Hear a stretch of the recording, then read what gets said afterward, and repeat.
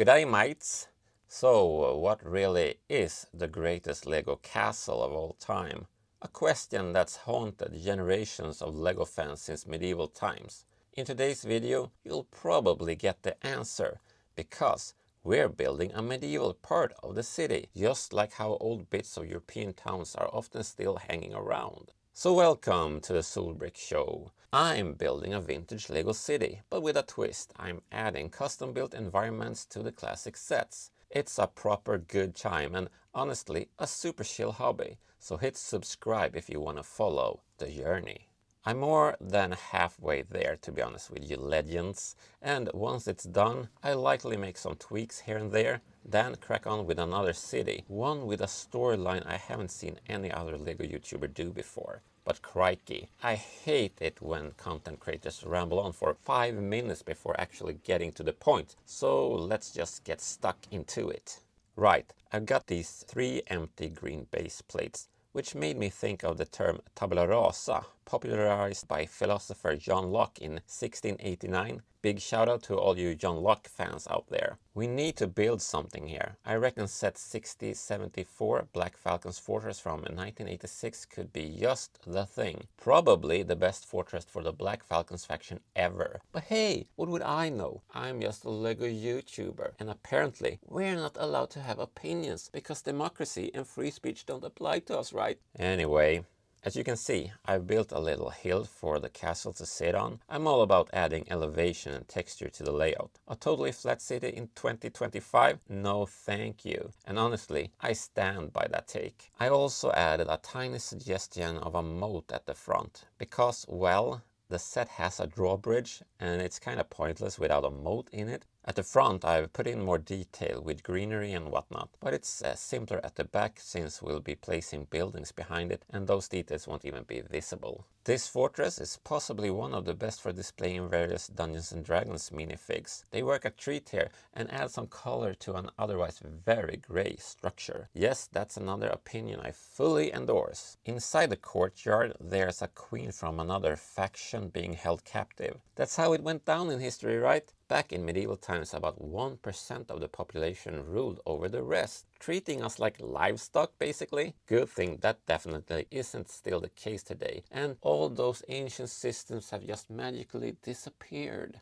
Anyway, I reckon we need a fire helicopter above the castle. So what better choice than set 6531 Flame Chaser from 1991? Maybe the best Lego fire chopper ever made. Those grey rotor blades look sharp. Sure, it's got no water tanks, but hey, carrying water is just extra weight, not ideal for a chopper. Right, let's pop the fortress into its spot in the city next to the fire station. Looks pretty sick if you ask me. The next section is one more medieval style zone with a little trail leading up to some stairs to the drawbridge. I used angled plates and leaf elements to give it a more natural, organic feel.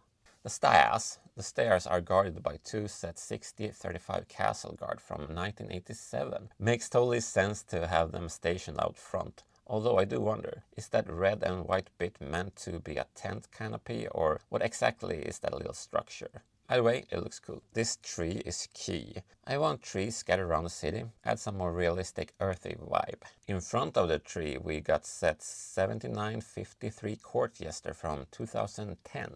The Jester's got pom-poms and is cheering on the archers, having a friendly competition to build camaraderie.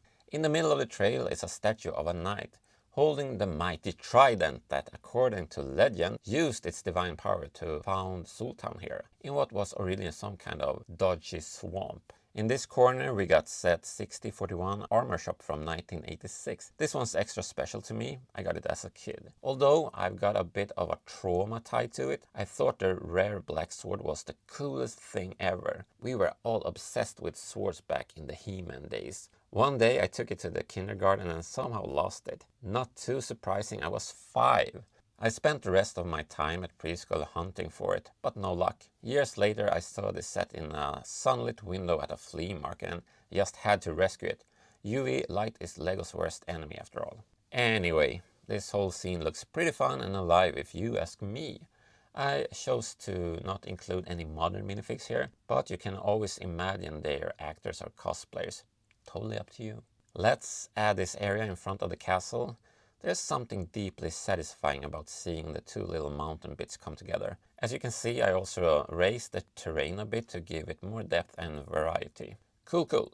Out front we got the road base plate. Here's a little parade of cool minifigs. I'll probably rotate these now and then. The castle theme have heaps of brilliant figures, way more than I can fit in my small town. No cars on this road, instead we got set 6011 Black Knight's Treasure from 1985, another set from my childhood. I was always into castle stuff, totally obsessed with Ivanhoe and Robin Hood and all that. Kind of weird how so many of the treasures just back then were just empty. It wasn't until Lego Pirates came around in '89 that we finally started getting actual gold inside them.